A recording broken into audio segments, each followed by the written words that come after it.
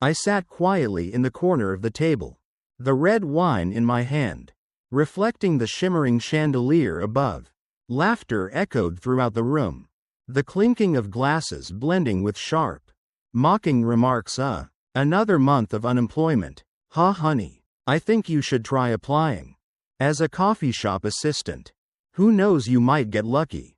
Max laughed loudly, his eyes gleaming with amusement.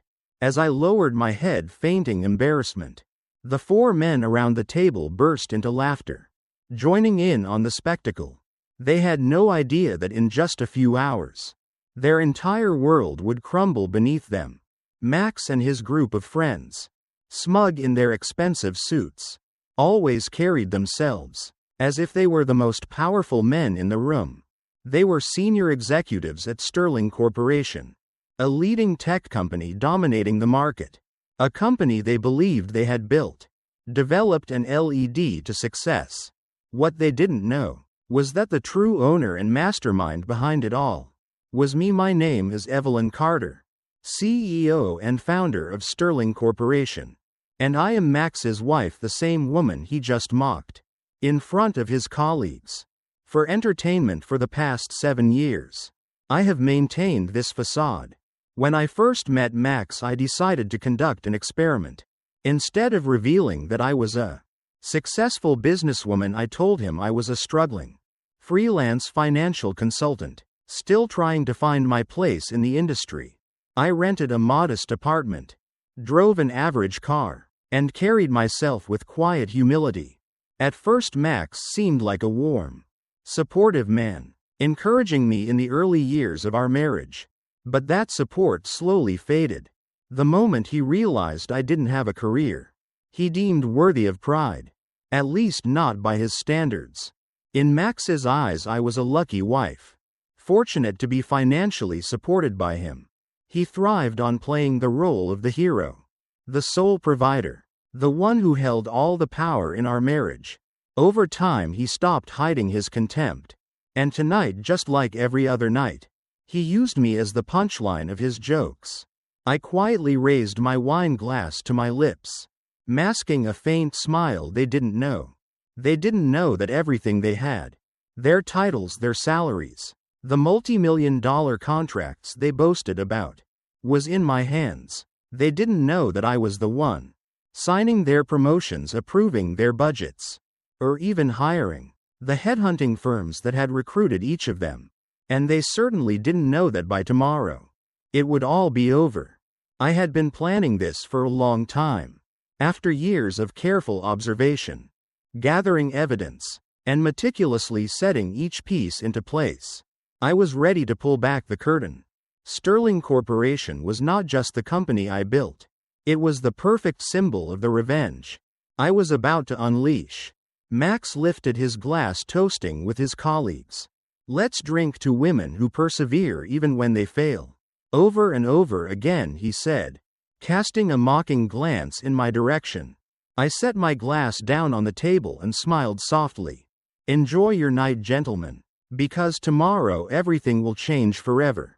I started gathering information nearly 2 years ago, when the first signs of corruption and abusive power by Max and his circle at Sterling Corporation began to surface. I had seen how they exploited their positions for personal gain, bent the rules and manipulated contracts.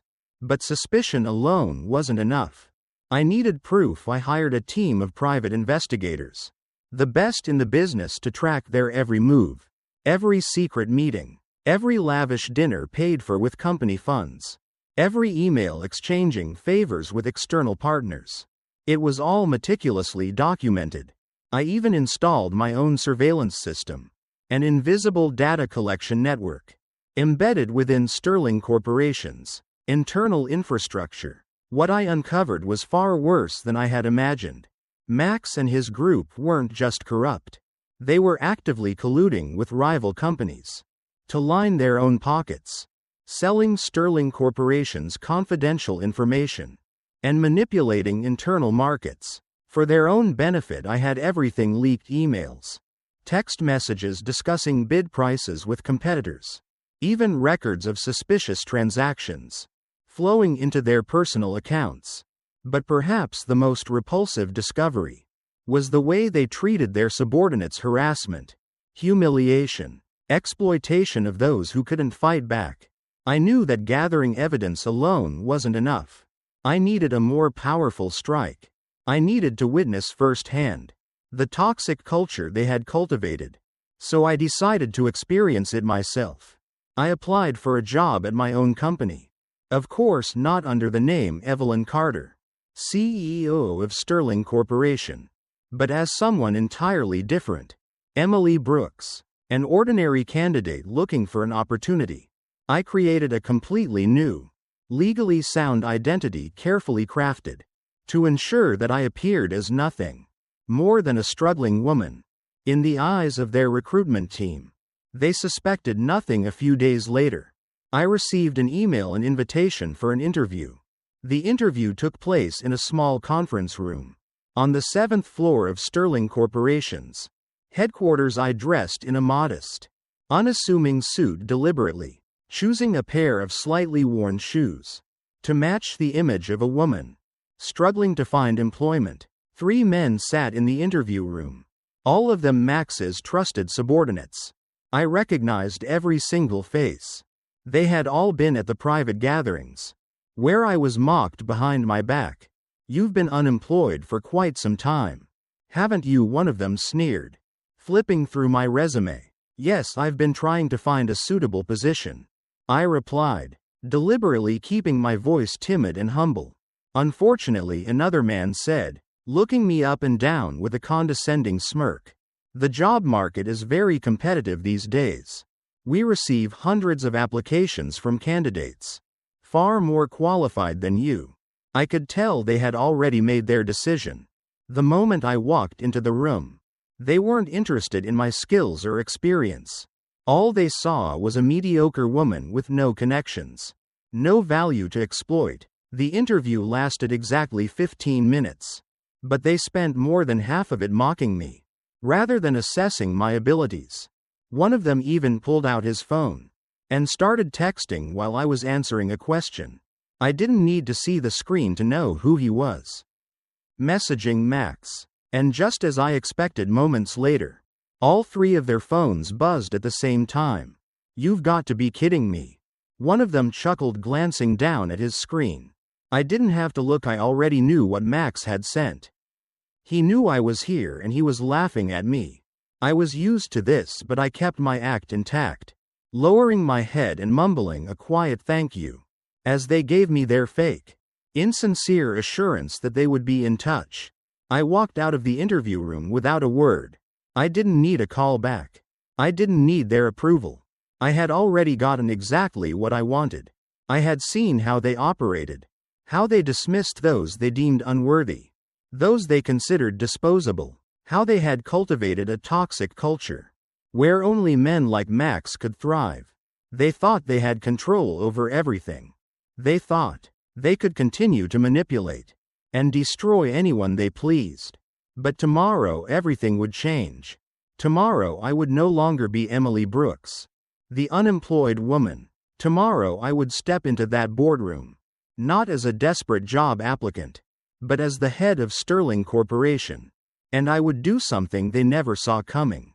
I would end it all the next morning. I arrived at the company earlier than usual. But this time I didn't slip through the back entrance. Like some desperate candidate, I walked through the main lobby of Sterling Corporation, where employees hurried past, nodding politely without knowing who I was. That was fine after today. They would never forget me. Inside the large boardroom, everything was set. The shareholders had been summoned. The executive team was present. And on the massive screen behind me, all the evidence was ready to be exposed. I didn't need to say much. The proof I had gathered over the past 2 years would speak for itself as the door swung open. Max and his 4 closest colleagues strode in, still wearing their smug smiles. They believed this meeting was just another financial report, a routine gathering, where they would be praised for their so-called achievements. They had no idea that today would be the last time they ever set foot in Sterling Corporation as men of power. I sat at the head of the table, calm and composed, watching as Max settled into his seat, the vice president's chair that he had been so proud of. Then he saw me. His smile faltered. Villain. His voice wavered with confusion. His eyes darted around the room, searching for answers, trying to understand why his unemployed wife was sitting in on a high-level executive meeting. But no one spoke to clarify things for him. I placed my hand on the thick folder in front of me, my voice devoid of the humility he had grown accustomed to over the past 8 years. Sit down, Max. You and your friends will want to hear what I have to say. I could see the hesitation in his eyes. He hadn't fully realized he was standing at the edge of a cliff. But he followed my command anyway, along with the other 4 men, all of them shifting uncomfortably in their seats. Before we begin, I continued, locking eyes with Max, emphasizing each word. I'd like to formally reintroduce myself. I am Evelyn Carter, founder and CEO of Sterling Corporation. A suffocating silence filled the room. Expressions of shock turned to sheer panic. Max looked as if he had forgotten how to breathe, while his colleagues turned pale, beads of sweat forming on their brows. But I didn't stop. I clicked a button, and behind me, the massive screen came to life. Displayed for everyone to see were documents, emails, text messages, video recordings, and audio files. Every shred of evidence detailing their corruption, leaked confidential information, workplace harassment, and contract manipulation. For the past 2 years, I have quietly gathered evidence of your misconduct. I stated, my tone cool and unwavering. I have records of every illegal transaction, every time company funds were abused for personal luxuries, every email exchange with our competitors, and even conversations you all thought were private. I glanced at Max, watching as he struggled to swallow the lump in his throat. And don't worry, Max, I haven't forgotten all those times you humiliated me in front of everyone. His mouth opened, but no words came out. You all thought you were untouchable, but only because I allowed you to think that way.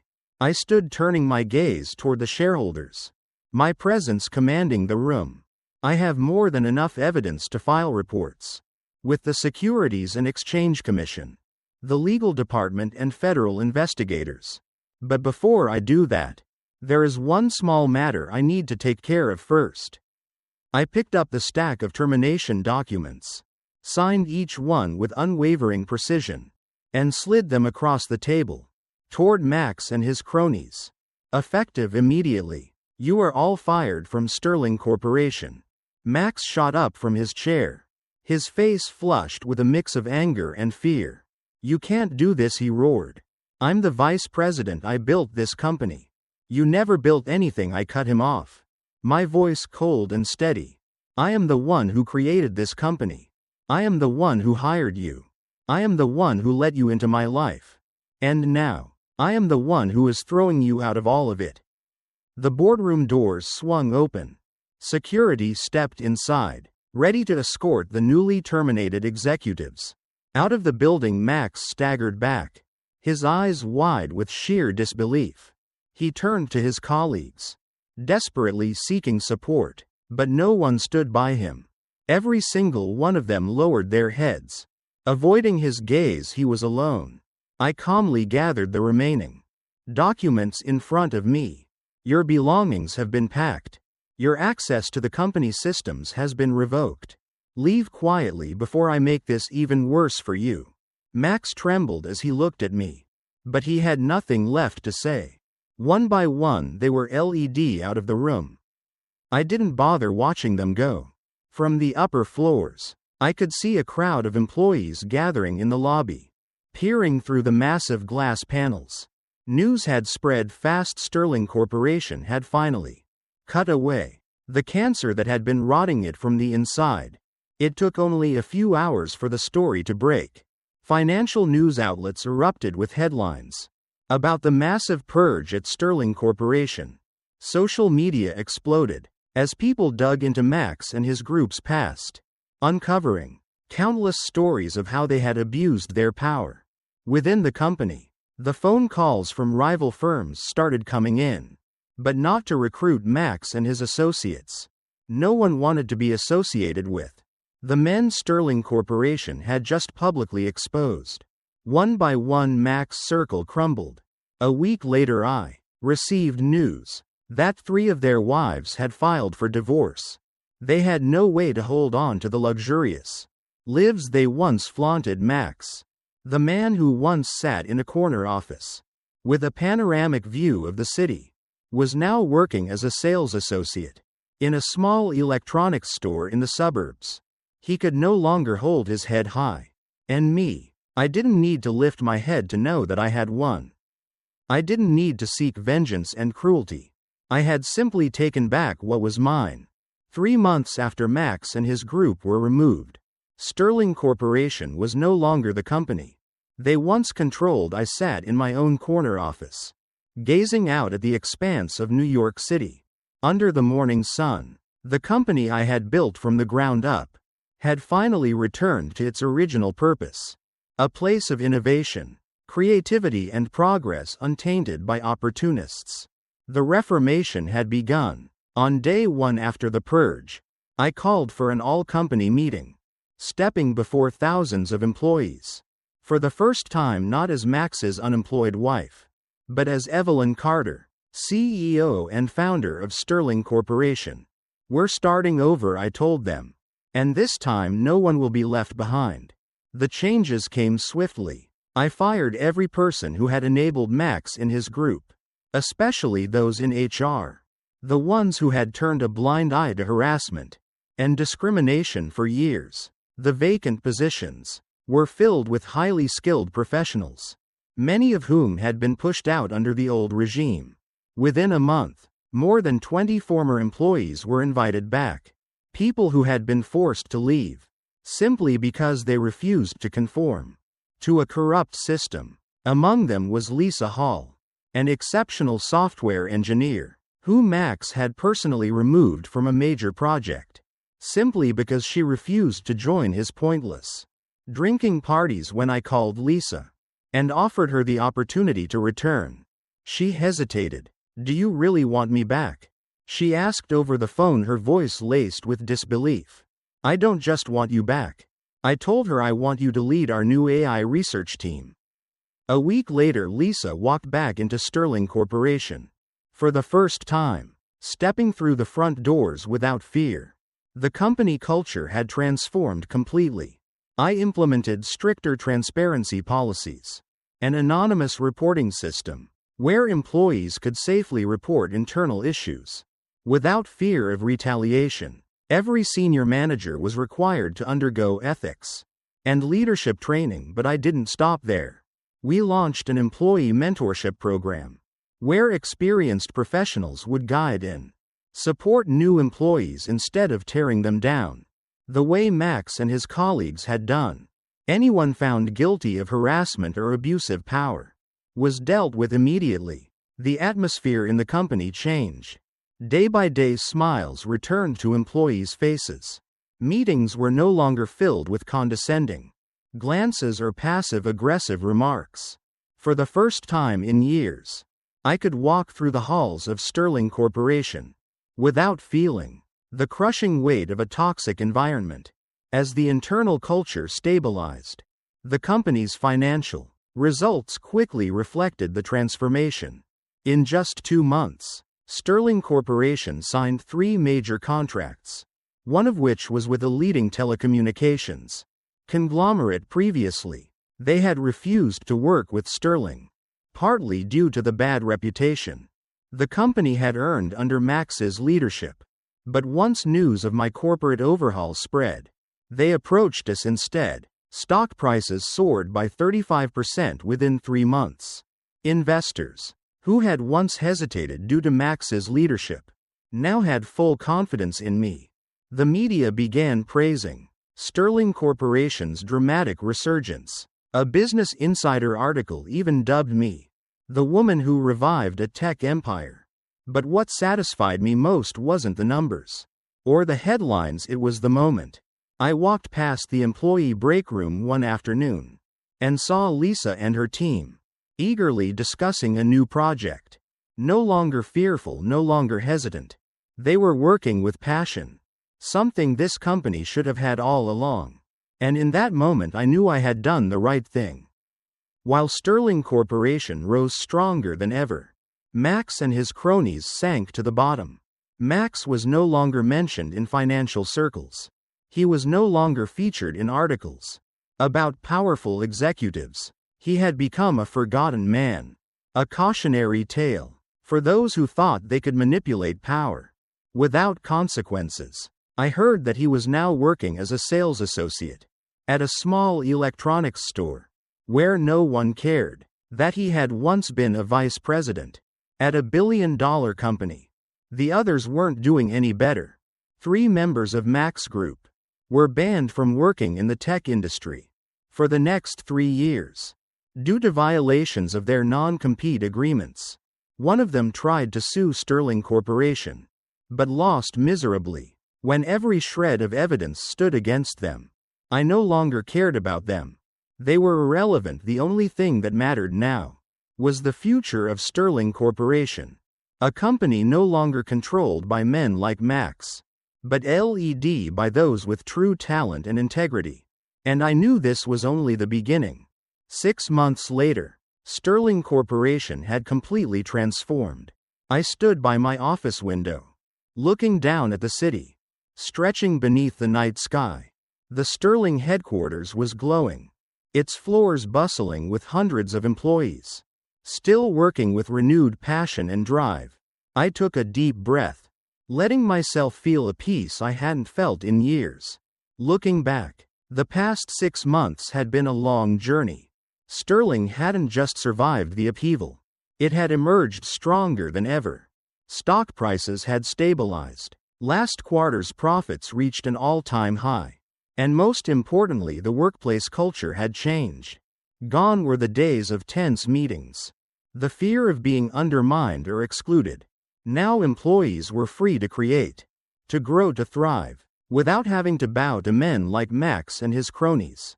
I could see it in their eyes when I walked through the halls. A change that was undeniable. But Sterling's resurgence wasn't the only thing that satisfied me. Max's downfall was just as valuable a lesson. I didn't need to track him. The news found its way to me. Max was now a forgotten name in financial circles. The big corporations refused to hire him. The people who once flattered him, who basked in his influence, now turned their backs. No one wanted to be associated with a man publicly exposed and disgraced by Sterling Corporation. He was now working as a sales associate at a small electronics store in the suburbs of Chicago. One of the binding conditions of his termination contract was that he was banned from working in high-level tech for 3 years, and now he stood behind a counter, wearing a store uniform, selling phones and tablets to customers. An old friend of mine happened to see him at the store. She told me that Max looked like a man who had lost everything. No more expensive suits, no more Rolex watch that he once flaunted with pride. He had lost weight, his face hollow, his eyes vacant as he scanned barcodes for customers. He had lost it all: his career, reputation, wealth, and the luxurious life he once took for granted. His wife left him right after the scandal. She couldn't stand going from being the wife of a vice president to living in a cramped apartment, watching her husband work as a sales clerk.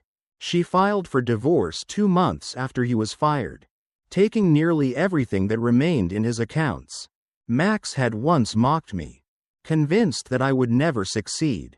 But now I stood at the top, while he struggled just to get through each day. I no longer dwell on the past. I used to think that seeing Max hit rock bottom would bring me satisfaction. But the truth is, I don't care anymore. Revenge was no longer my motivation. What I did wasn't just about bringing Max down. It was about restoring justice for those he had stepped on, and rebuilding the company I had built with my own blood, sweat, and intellect. There are days when I sit in my office, Reflecting on everything that has happened, I think about the first time I met Max, when I still believed he was a good man. I think about all the times I forced myself to smile through his cruel jokes. I think about the moment I walked into that boardroom, stood in front of him and revealed the truth. But now it's all just a story from the past. I spent too much time living in Max's shadow, letting him believe he had control over my life. But not anymore. Now I only care about the future. The future of Sterling Corporation. The company is expanding rapidly. We just signed a partnership deal with Aledding Software Corporation, extending our operations into Europe. Lisa's AI research team has exceeded all expectations, and she is now one of the most influential leaders in the company. I also launched a mentorship program, specifically for young women pursuing careers in tech. I know that far too many talented individuals have been pushed aside, simply because they lack the power to fight back. I won't let that happen anymore. Sterling Corporation will not just be a successful company, it will be a symbol of fairness, of innovation, and of people who refuse to be silenced. And I will make sure that it stays that way. I stepped out of my office, watching as my employees laughed and chatted in the hallway. No more fear, no more pressure, no more feeling suffocated under the weight of corruption and power abuse. That was the moment I realized true revenge isn't about destroying others. It's about building something better. I walked into the boardroom, where the executive team was waiting to discuss our next expansion plan. As I pulled out my chair and sat down, I was no longer the woman who had been mocked for being unemployed. I was Jonathan, CEO of Sterling Corporation. And this was only the beginning. Jonathan's story is not just a perfect act of revenge, but also a lesson in perseverance, justice, and true leadership. It highlights a clear reality in the corporate world. Power does not belong to manipulators, but to those with talent and integrity. Success is not measured solely by wealth or status, but by the positive impact one has on the environment around them in real life. People like Max may thrive for a while, but the truth always prevails, and those who truly deserve it will ultimately take their rightful place. What do you think about Jonathan's story? Did she do the right thing, or do you see it differently? Share your thoughts in the comments below. And don't forget to follow the channel, so you won't miss more compelling stories about life, family, and justice.